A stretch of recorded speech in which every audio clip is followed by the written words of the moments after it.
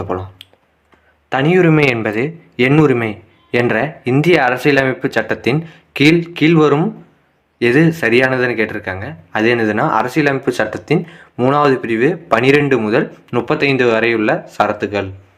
அடுத்தது, இந்தியாவின் விடிவெள்ளி என்று அழைக்கப்படுவர் ராஜாராம் மோகன் ராய். அடுத்தது, தி பாம்பே பிரசிடென்சி அசோசியேஷன் தொடங்கப்பட்ட ஆண்டு எது? 1885. அடுத்தது, 1930ஆம் ஆண்டு B.R. அம்பேத்கர் தொடங்கிய வார பத்திரிகையின் பெயர் என்னன்னு பார்த்தோம்னா ஜனதா. அடுத்தது, இந்திய சீர்திருத்த சங்கத்தை 1870 நிறுவியவர் யாருன்னு பார்த்தோம்னா கேசப் சந்திரசேன்.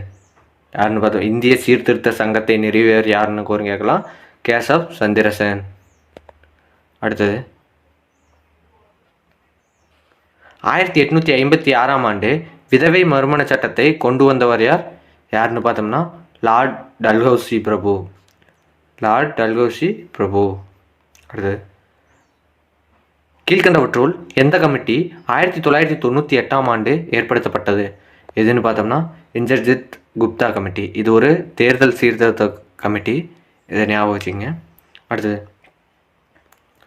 கீழ்கண்ட குழுக்களில் பஞ்சாயத்து அரசியலமைப்பு அடிப்படையிலான நிலையினை வழங்குமாறு பரிந்துரைத்த குழு எதுன்னு பார்த்தோம்னா எல்எம் சிங்வி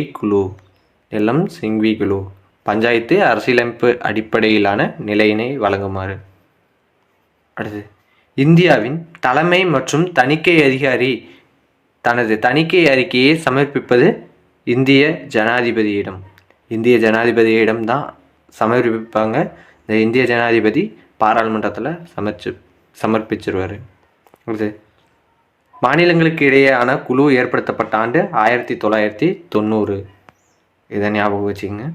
அடுத்து, கீழ்கண்டவற்றுள் சட்ட மேலவை இல்லாத மாநிலம் எது அப்படின்னு கேட்டோம்னா மத்திய பிரதேசம். சட்ட மேலவை இல்லாத மாநிலம் மத்திய பிரதேசம். இப்போ ஜம்மு காஷ்மீர்லேயும் இல்லைன்னு நினைக்கிறேன், அதையும் பார்த்து வச்சுக்கோங்க. ஏன்னா பிரித்ததுலேருந்து இன்னும் அதுக்கு எலெக்ஷனே நடக்கலை. லோக் அதாலத்தின் சரியான வாக்கியத்தை தேர்வு செய்ய என்னன்னு பார்த்தோம்னா லோக் அதாலத் ஒரு உரிமையியல் கோர்ட்டுக்கு சமமானது. லோக் அதாலத்தின் தீர்ப்பை எதிர்த்து மேல்முறையீடு செய்ய இயலாது. அடுத்தது, குடும்ப சண்டைகள் லோக் அதாலத்தின் ஆள்வரைக்குள் வராது. அடுத்தது, குடும்ப மற்றும் குற்றவியல் தப்புக்களை தீர்வு செய்ய லோக் அதாலத்திற்கு ஆள்வரை கிடையாது. இதை ஞாபகம் வச்சுங்க. இதில் 1, 3 மட்டும்தான் சரி.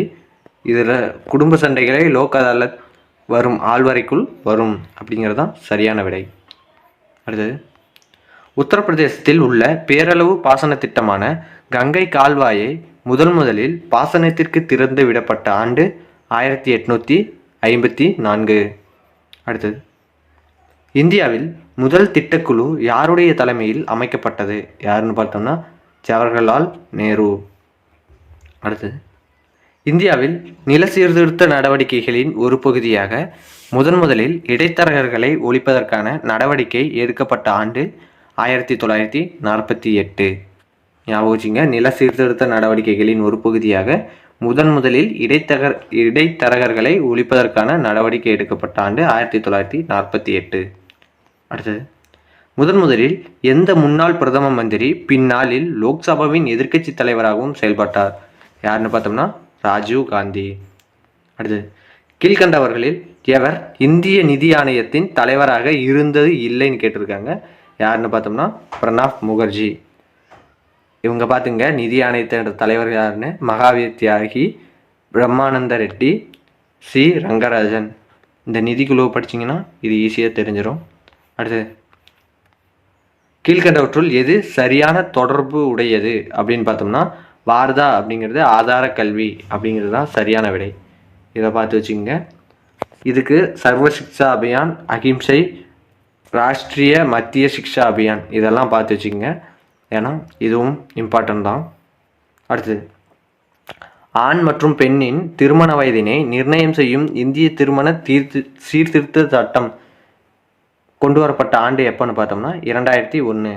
ஆண் மற்றும் பெண்ணின் திருமண வயதினை நிர்ணயம் செய்யும் இந்திய திருமண திருத்த சட்டம் கொண்டு வரப்பட்ட ஆண்டு 2001. அடுத்து ஜனநாயகம் உருவாகிய இடமானது எதுன்னு கேட்குறாங்க. அது கிரீஸ். ஞாபகம் வச்சுக்கோங்க, ஜனநாயகம் உருவாகிய இடம் கிரீஸ். அடுத்தது தேசிய மனித உரிமைகள் ஆணையத்தின் தலைவர் யார் அப்படின்னு கேட்குறாங்க. உச்சநீதிமன்றத்தின் தலைமை நீதிபதி the chief justice of the supreme court of India. இது ஞாபகம் வச்சுக்கோங்க. அடுத்தது உலக மனித உரிமை சட்டங்களின் வளர்ச்சி என்பது கீழ்கண்ட ஒரு அமைப்பின் வெற்றியாகும் அப்படின்னு பார்த்தோம்னா அது ஐநா அமைப்பு நாடுகள், ஐக்கிய நாடுகள் அமைப்பு நாடுகள் தான். ஞாபகம் வச்சுங்க. உலக மனித உரிமை சட்டங்களின் வளர்ச்சி என்பது கீழ்கண்ட ஒரு அமைப்பின் வெற்றியாகும். அது வந்து ஐநா அமைப்பு நாடுகள். அடுத்து குடியரசு மட்டுமே அனைத்து மனிதர்களுக்கான ஒரு சம வாய்ப்பினையும் சமமில்லா திறன் படைத்தவர்களுக்கு வளர்ச்சியை அளிக்க முடியும் என கூறியவர் யாருன்னு பார்த்தோம்னா டாக்டர் ராதாகிருஷ்ணன். ஞாபகம் வச்சுங்க. குடியரசு மட்டுமே அனைத்து மனிதர்களுக்கான சம வாய்ப்பினையும் சமமில்லா திறன் படைத்தவர்களுக்கு வளர்ச்சியை அளிக்க முடியும் என கூறியவர் டாக்டர் ராதாகிருஷ்ணன். அடுத்தது கீழ்கண்டவாறு இந்திய அரசாங்கத்தின் செலவினங்கள் வகுக்கப்படுகின்றன. என்னென்னு பார்த்தோம்னா திட்டம் மற்றும் திட்டமில்லா செலவு, பிளான் அண்டு நான் பிளான் எக்ஸ்பெண்டிச்சர் அப்படின்னு சொல்லுவாங்க. அடுத்து இந்திய அரசியலமைப்பு சட்டத்தில் எந்த பிரிவு இலவச மற்றும் கட்டாய கல்வி பற்றி வலியுறுத்துகிறது அப்படின்னு பார்த்தோம்னா பிரிவு 45. இலவச மற்றும் கட்டாய கல்வி ஞாபகம் வச்சுங்க. பிரிவு 45. 21A அதை ஞாபகம் வச்சுங்க. 21 மட்டும்தான் கொடுத்துருக்காங்க. அடுத்தது ஃபிஸ்கல் டெஃபிசிட் அதாவது நிதி பற்றாக்குறை என்பது வருமான ரசீது கூட்டல் முதல் ரசீது மைனஸ் மொத்த செலவு. இதை வந்து revenue receipt plus capital receipts minus total expenditure இதை போட்டோம்னா தான் இந்த நிதி பற்றாக்குறை தெரியும்.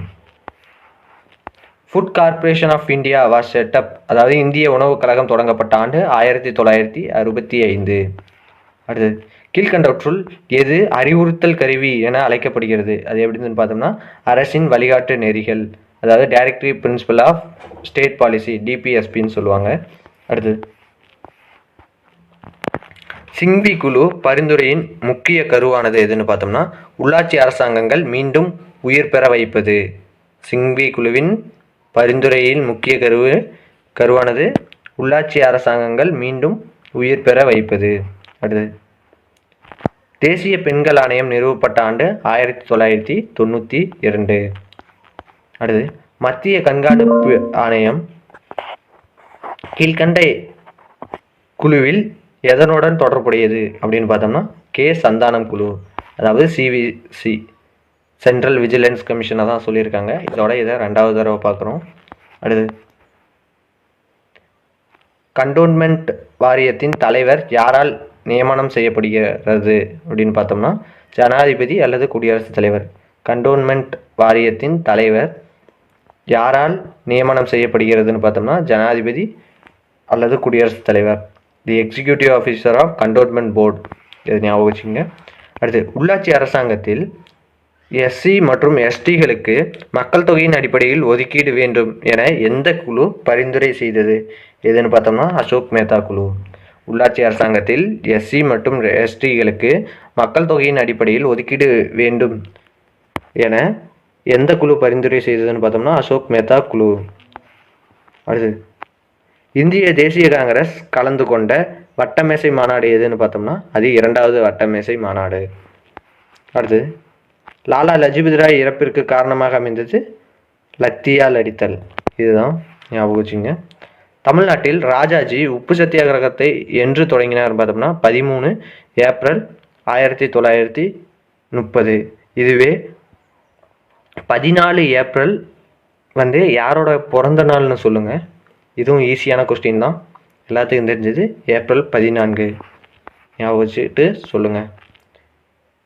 எந்த சட்டம் ஒப்பந்தங்களை உடைப்பது கிரிமினல் குற்றம் என்றும் தேயிலை பயிரிடுபவர்கள் ஓடிப்போன வேலையாட்களை எந்தவித வாரண்ட்டும் இல்லாமல் கைது செய்யலாம் என்றும் கூறியதுன்னு பார்த்தோம்னா உள்நாட்டு குடியேற்ற சட்டம் 1882. எந்த சட்டம்? ஒப்பந்தங்களை உடைப்பது கிரிமினல் குற்றம் என்றும் தேயிலை பயிரிடுபவர்கள் ஓடிப்போன வேலையாட்களை எந்தவித வாரண்ட்டும் இல்லாமல் கைது செய்யலாம் என்று கூறியதுன்னு பார்த்தோம்னா உள்நாட்டு குடியேற்று சட்டம். அடுத்தது மௌசம் திட்டத்தின் எந்த அமைச்சகத்தின் முயற்சின்னு பார்த்தோம்னா மினிஸ்ட்ரி ஆஃப் கல்ச்சர், கலாச்சார அமைச்சகம். மௌசம் திட்டம் எந்த அமைச்சகத்தின் முயற்சின்னு பார்த்தோம்னா கலாச்சார அமைச்சகம். இந்திய தலைமை தேர்தல் ஆணையரை நியமிப்பது யாருன்னு பார்த்தோம்னா இந்திய ஜனாதிபதி, குடியரசுத் தலைவர் தான்.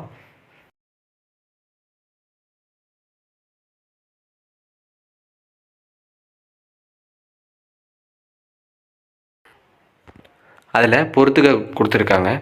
வங்க பிரிவினை எப்போன்னு பார்த்தோம்னா 1905. லக்னோ ஒப்பந்தம் அது எப்போன்னு பார்த்தோம்னா 1916. உப்பு சத்தியாகிரகம் எப்போன்னு பார்த்தோம்னா 1930. வெள்ளையினை வெளியேறு இயக்கம் 1942. இதில் எக்ஸாக்ட் டேட்டும் படித்து வச்சுக்கோங்க, அதுவும் இம்பார்ட்டன்ட் தான். இதோட இந்த வீடியோ முடியுது. இந்த வீடியோ பிடிச்சிருந்தா லைக் பண்ணுங்கள், ஷேர் பண்ணுங்கள், சப்ஸ்கிரைப் பண்ணுங்கள். நன்றி. முக்கியமாக கமெண்ட் பண்ணுங்கள், அதுதான் முக்கியம்.